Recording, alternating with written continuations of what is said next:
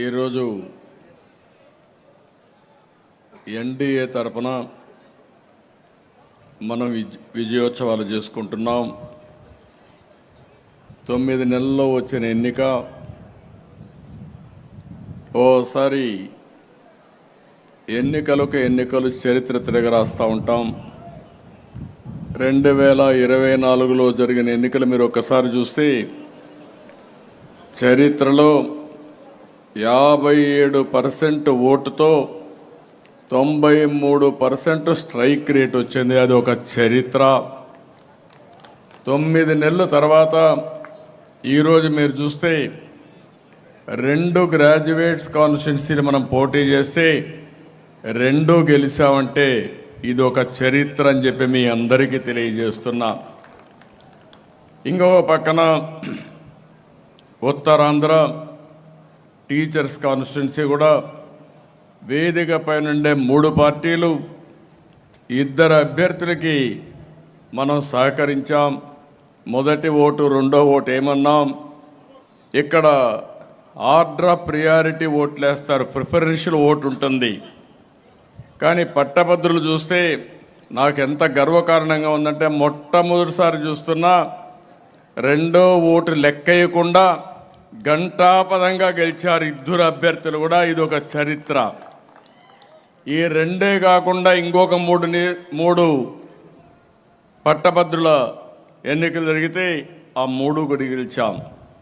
నాకు తెలిసినంత వరకు ఇంత పెద్ద మెజారిటీలు ఎప్పుడూ రాలేదు. ఫస్ట్ టైం ఇంత పెద్ద. ఈరోజు మనం చూసినప్పుడు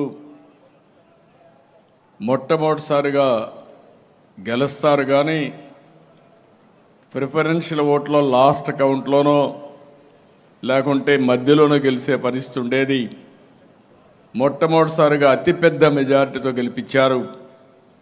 ఇది ఒక మాటలో చెప్పాలంటే మన మీద ప్రజలకు ఉండే విశ్వాసం అని మరొక్కసారి మీ అందరికీ తెలియజేస్తున్నా. అక్కడ కూడా విశాఖపట్నం ఉత్తరాంధ్రలో మీరు చూస్తే మొదటి 2 క్యాండిడేట్లు మన వాళ్ళే మిగిలారు. 3వ క్యాండిడేటు కౌంటింగే లేకుండా, అవసరం లేకుండా వాళ్ళల్లో ఒకరు గెలిచే పరిస్థితికి వచ్చారు. ఏదేమైనా కొంతమందిని నేను చూస్తున్నాను రాజకీయాల్లో, ఎవరైతే పని చేస్తారో వాళ్ళు గెలిపిస్తారు. అది మాట్లాడే ముందు జనసేన మిత్రుడు పవన్ కళ్యాణ్ గారు ఇక్కడ లేరు. ఆయన తరపున ఈ కార్యక్రమానికి వచ్చినటువంటి నాదెళ్ల మనోహర్ గారు, బీజేపీ అధ్యక్షురాలు తరపున ఈరోజు ఈ కార్యక్రమానికి వచ్చిన సత్యకుమార్ గారు, గౌరవ జనరల్ సెక్రటరీ లోకేష్ గారు, తెలుగుదేశం పార్టీ రాష్ట్ర అధ్యక్షులు శ్రీనివాస్ గారు, ఆలపాటి రాజేంద్ర ప్రసాద్ గారు ఇప్పుడే చెప్పాడు. ఈరోజు అక్కడ బెస్ట్ ఎగ్జాంపుల్ మీరు ఒకసారి చూస్తే ఆలపాటి రాజేంద్ర ప్రసాద్ మొన్న ఎన్నికలు జరిగినప్పుడు ఈసారి ఇబ్బంది వస్తూ ఉంది కాబట్టి నాదెళ్ల మనోహర్ గారు ఉన్నారు, మీరు సహకరించాలంటే ఒక్క మాట మాట్లాడకుండా పూర్తిగా సహకరించిన వ్యక్తి ఆలపాటి రాజేంద్ర ప్రసాద్ గారు.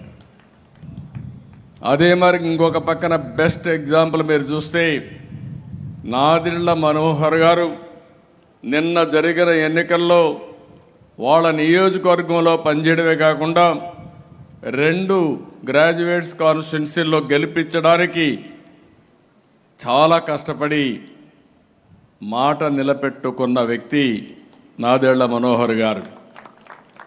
ఈ 2 ఎగ్జాంపుల్స్ ఎందుకు మీకు చెప్పానంటే ఒక్కొక్కసారి మనమందరం కూడా సీటు పోతే డీమారలైజ్ అవుతాం, అక్కడి నుంచి చిన్న చిన్న తప్పులు చేస్తాం. ఆ తప్పులు వ్యక్తిత్వాన్ని దెబ్బతీస్తాయి. అట్లా కాకుండా ఒక పార్టీ అనేది కొన్నిసార్లు కొన్ని నిర్ణయాలు తీసుకుంటాం. ఆ నిర్ణయాలు గౌరవించినప్పుడు తిరిగి వాళ్ళ గౌరవించే బాధ్యత పార్టీ తీసుకుంటుందని చెప్పి కూడా నేను మీకు తెలియజేస్తున్నా. ఏ పార్టీ అయినా సరే దానికి పాటుపడి పనిచేస్తాం.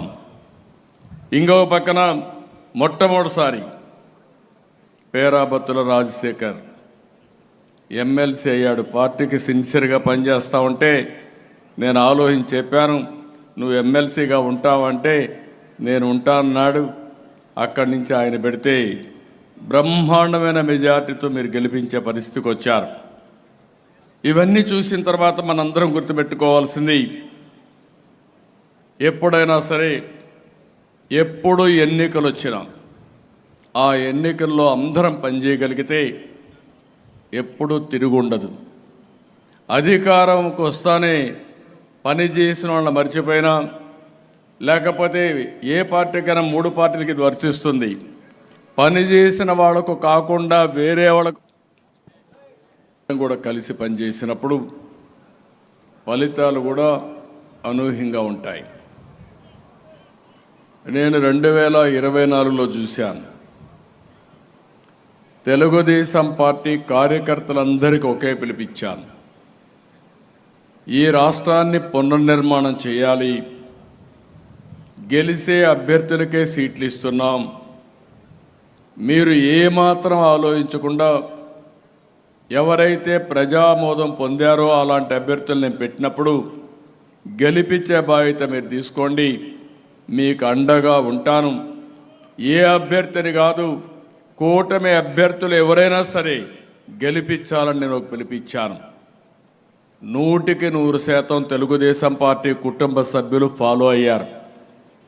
మిత్రుడు పవన్ కళ్యాణ్ గారు ఒకే మాట చెప్పారు, ఈరోజు రాష్ట్ర పునర్నిర్మాణం కోసమే మేము కలిసాం, ఈలో మాకు ఎలాంటి స్వప్రయోజనాలు లేవు, కూటమి గెలవాలి, ప్రతి ఒక్కరూ పనిచేయాలని పిలిపిస్తే జన సైనికులు 100% పనిచేశారు. వారిని మనస్ఫూర్తిగా మరొక్కసారి అభినందిస్తున్నా.